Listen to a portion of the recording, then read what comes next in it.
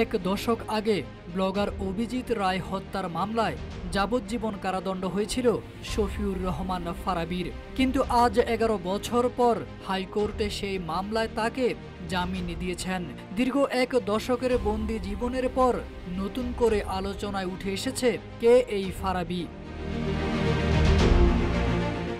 2015 সালের 3 মার্চ থেকে ফারাবী কারাগারে ছিলেন, অথচ হত্যার দিনে তিনি ছিলেন সিলেটে।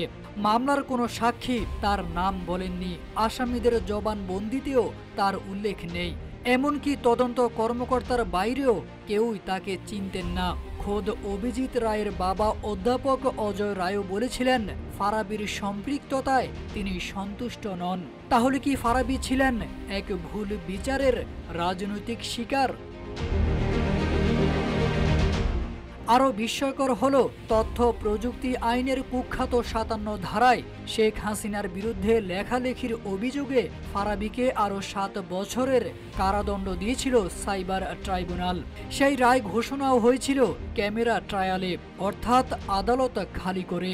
একাধিক মামলায় সাজাপ্রাপ্ত এই তরুণের অপরাধ কি সত্যিই আইন ভাঙ্গা নাকি মত ভিন্নতা প্রকাশ করা?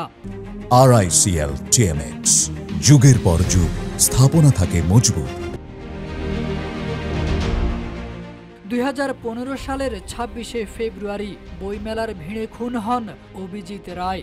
সেই ঘটনায় 2021 সালের 16 ফেব্রুয়ারি সন্ত্রাস বিরোধী ট্রাইব্যুনাল 5 জনকে ফাঁসি দেয় এবং ফারাবীকে দেয় যাবজ্জীবন। কিন্তু 2021 সালেই হাইকোর্ট তার আপিল গ্রহণ করেন। অবশেষে 2025 সালের 30 জুলাই হাইকোর্ট তাকে অন্তর্বর্তী জামিন দেন।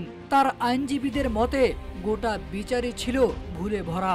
ফারাবীকে সাজা দেওয়া হয়েছিল দুর্বল তথ্য ও অনুমানের ভিত্তিতে। জানা যায় ফারাবী চট্টগ্রাম বিশ্ববিদ্যালয়ের মেধাবী ছাত্র, সাহসী ব্লগার এবং ফ্যাসিবাদ বিরোধী লেখক।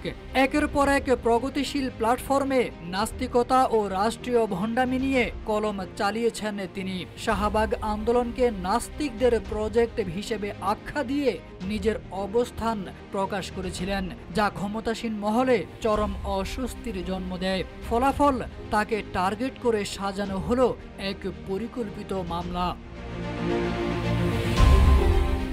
এখন প্রশ্ন উঠেছে, একজন লেখকের বিরুদ্ধে যখন প্রকৃত অপরাধীর কোনো স্বীকারোক্তি নেই, প্রত্যক্ষ প্রমাণ নেই, তখন শুধুমাত্র বিশ্বাস বা মতবিরোধের কারণে তাকে কেন কাটাতে হবে 1 যুগ জেলে?